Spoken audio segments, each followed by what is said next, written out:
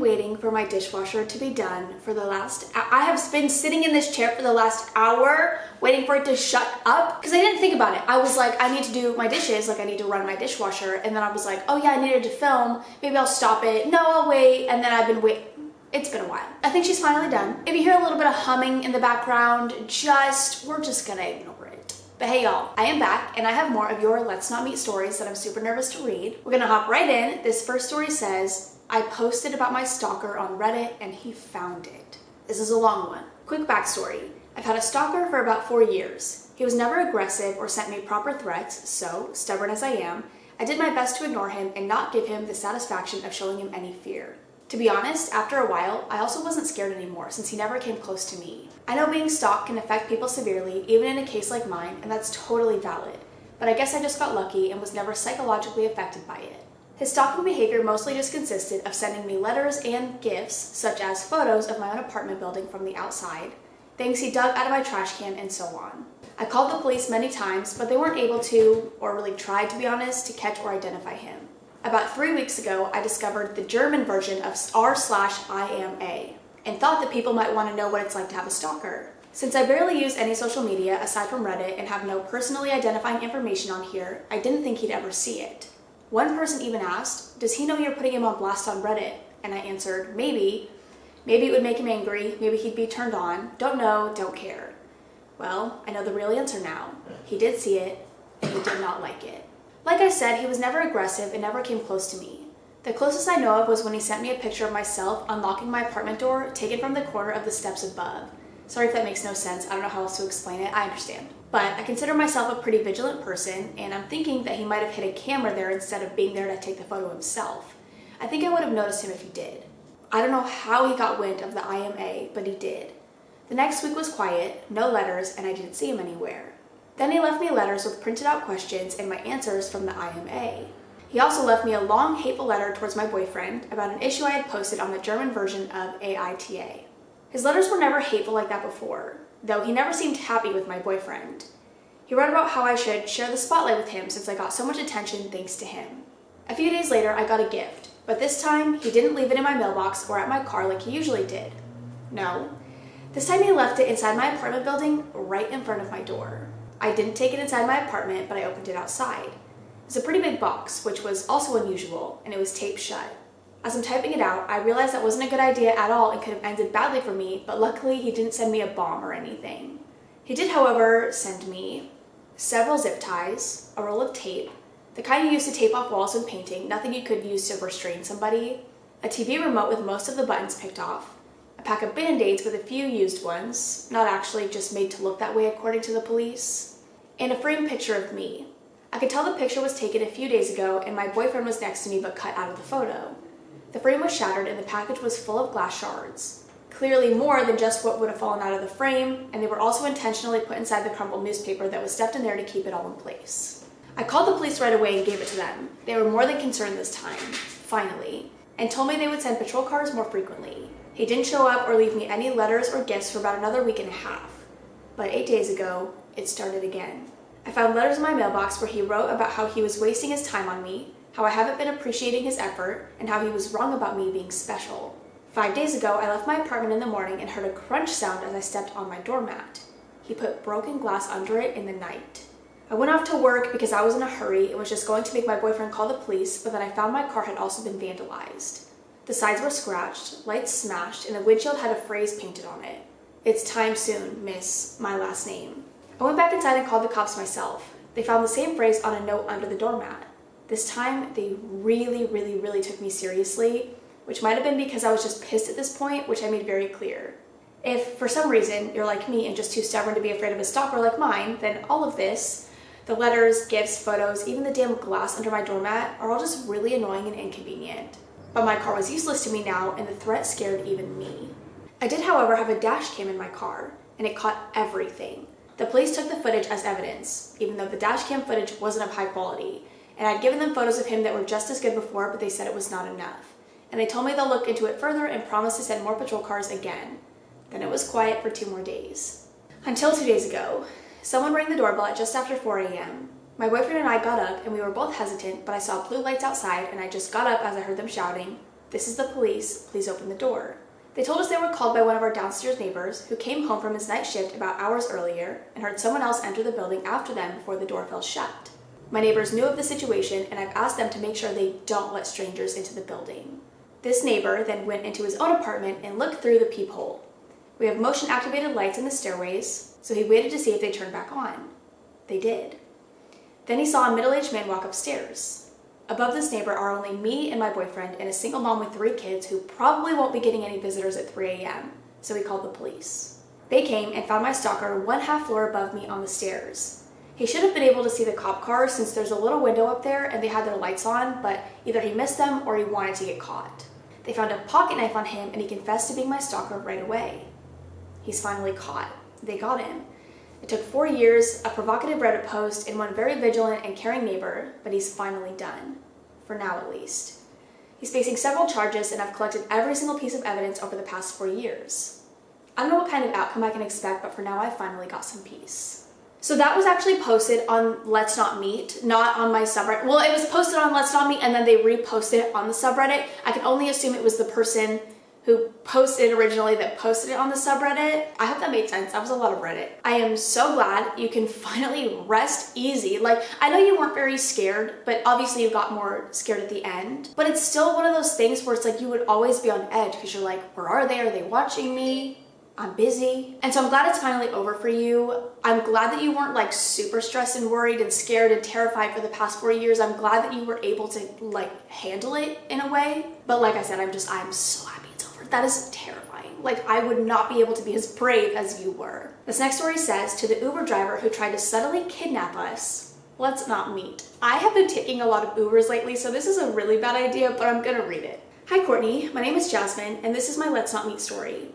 Although my story isn't some crazy insane stalker story, it does show what I think is an important lesson to always be aware of what's going on in your surroundings, and also the fact that a person doesn't always have to be obviously and overtly creepy to be dangerous. I think this is gonna be good. The night started out when I, 22 female, and my friend, let's call her Lemon, 20 female, were in an Uber in Melbourne, Australia on our way to a nightclub.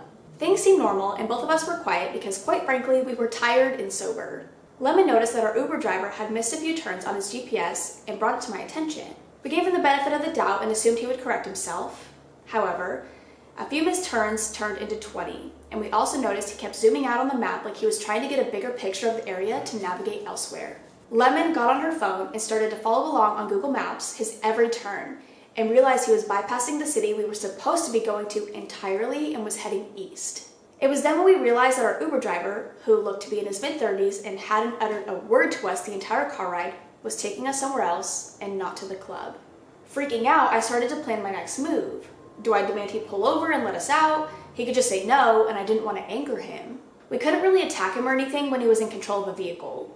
So I got out my phone and pretended to be on a phone call with my mom. I began saying things like, hey, have you fed the cat, etc. to make the phone call seem real, and then moved on to saying things like, yeah, we're going to club name at time. Guess I will text you when I get there, I promise. Etc. with some annoyance in my voice to make it sound like I was actually talking to an overprotective mother. And to my relief, the plan worked. As soon as I pretended to be on the phone, the driver started to follow his GPS and head back into the city again. As soon as he realized someone was expecting us and he wouldn't get away with it. This sudden change sealed the deal that my suspicions were correct and he was trying to kidnap us. To further assure that he would take us to where we were meant to go, I got my boyfriend at the time to call me and pretend he was already at the club waiting for us. When my boyfriend asked when we would be there, the driver actually responded for me. 7 minutes. He sounded a little on edge. I have never gotten out of a car so fast in my entire life. On the way home, we told our new Uber driver what happened. Stupid, I know, but we were drunk. And he said that a few drivers have been accused of SAing female passengers in the area. So to the silent, subtle Uber driver who thought we wouldn't realize he was trying to kidnap us, let's not meet again. I would do the same thing. I would also vent to my Uber driver. I have told Uber drivers like things that I should never tell anybody. They're just so easy to talk to and you know you'll never see them again. So it's like, they're like a therapist, like an Uber driving therapist. I don't know why I do that or why we do that. I'm glad you guys noticed because for me, I like sit on my phone and I hate talking to Uber drivers. I don't know why. If they're like wanting to talk, I will talk back to them, but like I don't enjoy it. But I will sit on my phone and not pay attention the entire ride and I'll just like look up and hope that like we're close. I'm so glad that your friend was paying attention. I am so glad because I'm gonna start paying attention. Yeah, I'm gonna start paying attention. Okay, this last one is also long, like the first one, but it says, to the creepy cab driver and the guy I rented an Airbnb from, let's not meet. I'm also going on vacation very soon with Airbnb, I believe, and I'm just gonna traumatize myself really quick. In grad school, we were given the opportunity to take our last class in a different state or I keep saying across the country, like across the fucking country, Courtney. Across the country. Every year they change the locations. I can't remember what the state was, but the abroad choice was Barcelona. I was super excited because I'd never been, but was a little unsure since my Spanish wasn't great. When I picked Barcelona, the instructor sent out an online group chat so all of us going on the same trip could talk. The first question someone asked was, so, how much Spanish do we need to know? The instructor told us we wouldn't have to know any because we would always be with a guide. That made me feel better until we realized we wouldn't all be staying together. When I found out we would have to make our own accommodations, I panicked and immediately started to look for places online that were within my price range and close to the building we would be using as a classroom.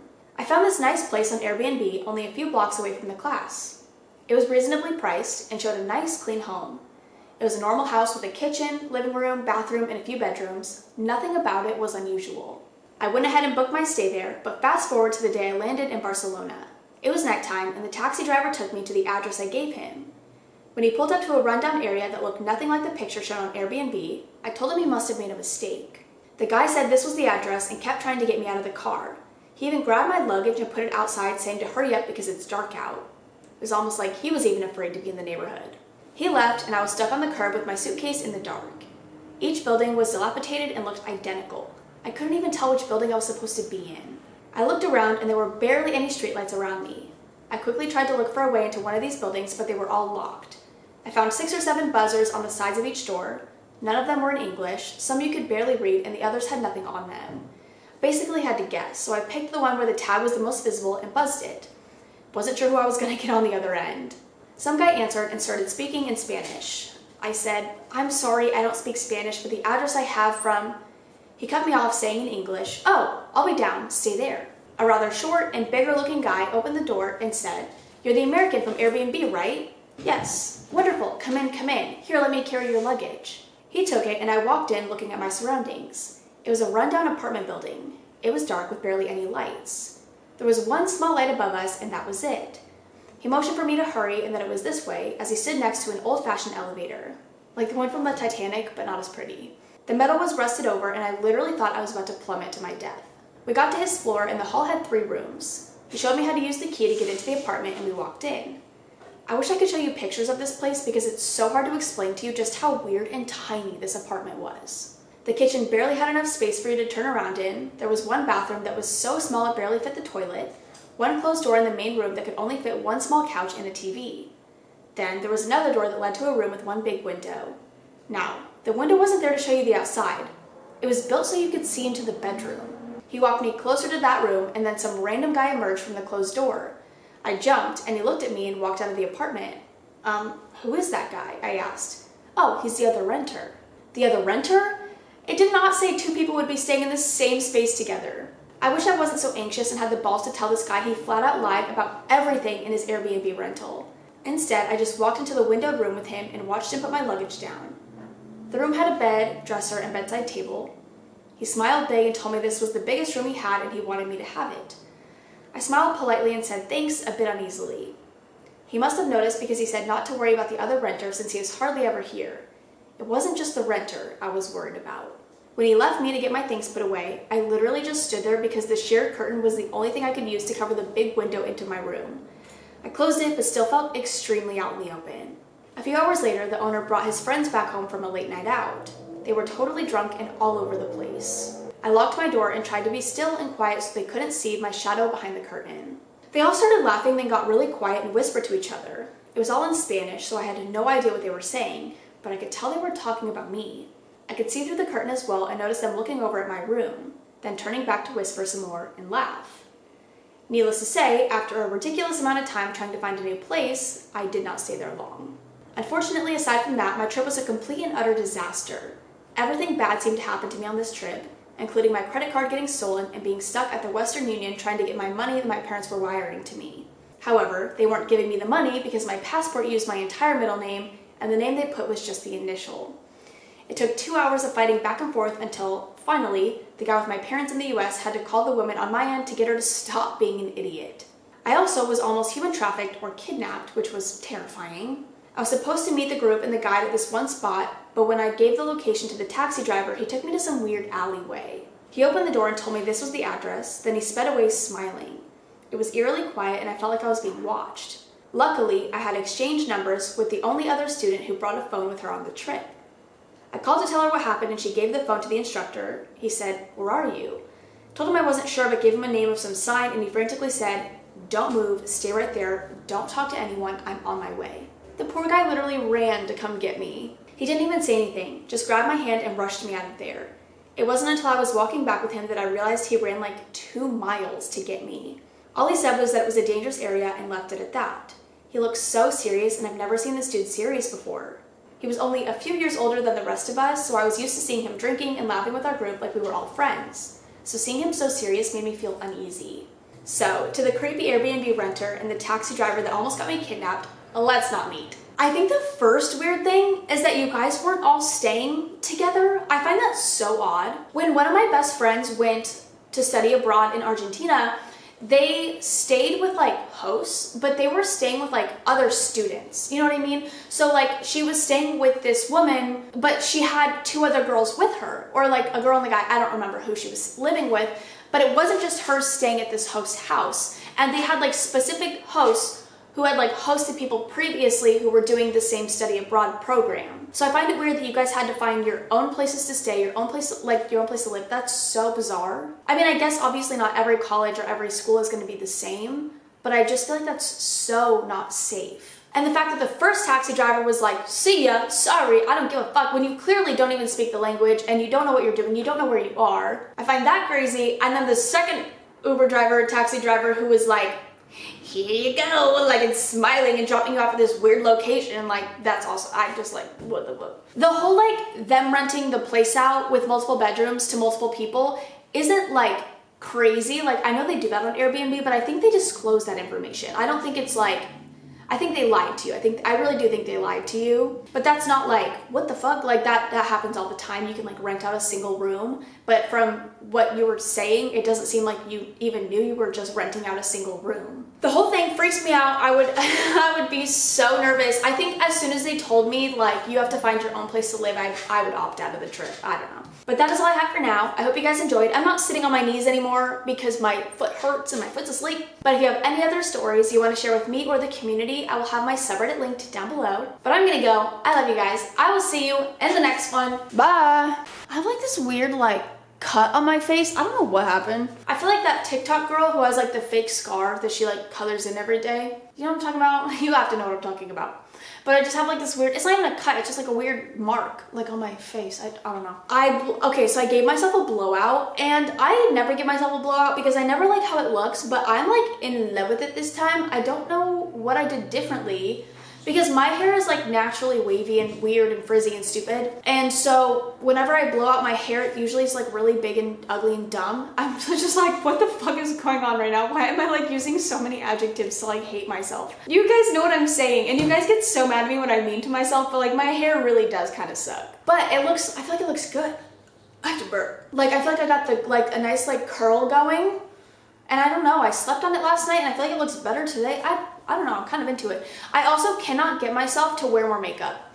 Like ever since I started doing this makeup look without foundation, I cannot put foundation on. Like the thought of doing foundation and doing my full makeup, it makes me want to die. Like I just can't do it. But I'm going out for Halloween and I'm gonna do like a full face for Halloween most likely. I'm like not looking forward to it. I'm like, I have to put foundation on? I have to do my whole makeup routine? Because this takes me 5 minutes. My other makeup routine, it takes me like maybe 20, 30. It doesn't take me like super long amount of time. But like this literally takes me 5 minutes. Like I barely draw on my eyebrows, I put a little mascara, bronzer, I'm good to go. So I don't know what I'm gonna do when I have to put on makeup. But I leave for Dallas when you're seeing this. I'm on my way to Dallas. Actually, I haven't left yet. I leave a couple hours after you see this, but whatever. But I'll be in Dallas this weekend. I'm super excited, and then I go straight to LA for Harry. I'm so excited. I've talked about that a million times, but I'm so excited that I'm gonna talk about it a million more. I don't think I have anything else to ramble about. Nothing exciting has happened in my life. So I'm gonna go. I love you guys. what the fuck was that? See ya!